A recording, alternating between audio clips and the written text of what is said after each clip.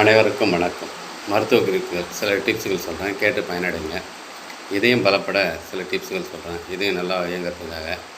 இதயம் நல்லா இயங்கணும்னா சூடான பாலில் 2 செம்பருத்தி பூ போட்டு டெய்லி குடிச்சுன்னு இதயம் பலப்படும், இதய நோய்கள் வராது.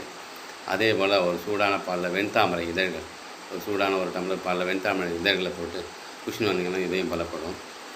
அதே போல் நம்ம செந்தாமரை இதழ் மலர்லேருந்து விதை எடுக்கும், விதை எடுத்து அதை பருப்பை உடச்சி விதையை சாப்பிட்டு வந்தீங்கன்னாலும் இதயம் பலப்படும். அதே போல் எலுமிச்சம்பழம் தோல், இஞ்சி ஒரு துண்டு, ரெண்டையும் கொதிக்க வச்சு வடிகட்டி இந்த தண்ணியை தேன் கலந்து சாப்பிட்டு வந்தீங்கன்னா இதயம் பலப்படும், இதய நோய் வராது. அதே போல் ஒரு டம்ளர் தண்ணியில் வெந்தயம் ஒரு ஸ்பூன் போட்டுருங்க, போட்டு நைட்டு ஊற வச்சு காலையில் எழுந்து அந்த வெந்தயத்தையும் தண்ணியை விடுங்க, வெந்தயத்தையும் சாப்பிட்டு முடியுங்க, இதயம் பலப்படும். டெய்லி ஒரு இஞ்சி துண்டு சாப்பிட்டு வந்தீங்கன்னா இதயம் பலப்படும்.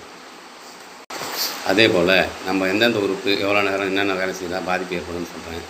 அதிக நேரம் படுத்துனீங்கன்னா நுரையீரல் பிரச்சனை ஏற்படும். காலையில் ஏஞ்சிக்க மாட்டாங்க சில பேர், 6 மணி 5 மணிக்கு ஏஞ்சிக்க 8 மணி வரைக்கும் தூங்கி நிற்பாங்க. அவங்களாம் நுரையீரல் பிரச்சனை வந்துடும். ஒரு அதிக நேரம் நின்றுனே இருந்தாங்கன்னா கிட்னி பிரச்சனை வந்துடும், சிறுநீரக பிரச்சனை வர வாய்ப்பு இருக்கிறது. அதிக நேரம் ஒரே இடத்துல உட்காந்துருப்பாங்க, ஒரே இடத்துல 2 மணி நேரம் 3 மணி நேரம் ஆஃபீஸில் உட்காந்து ஏஞ்சி நடமாட மாட்டாங்க, ஒரே இடத்துல உட்காந்தாங்கன்னா மண்ணீரல் பிரச்சனை வர வாய்ப்பு இருக்கிறது.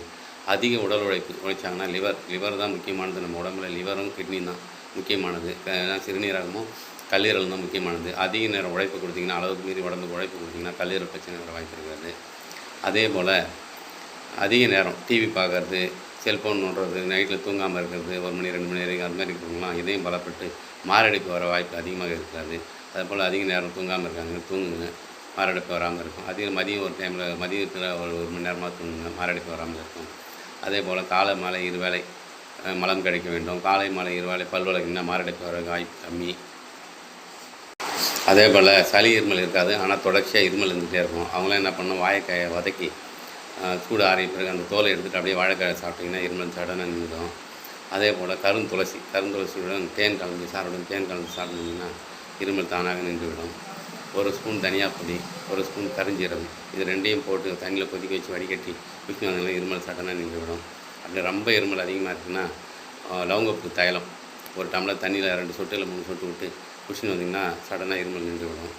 அதே போல் நம்ம சேனலை சப்ஸ்கிரைப் பண்ணுங்கள், என்கரேஜ் பண்ணுங்கள், ஓரளவுக்கு ஆதரவு கொடுத்தீங்கன்னா இன்னும் மேலும் மருத்துவ குறிப்புகளோடு உங்களை சந்திக்கிறேன். மீண்டும் நன்றி, வணக்கம்.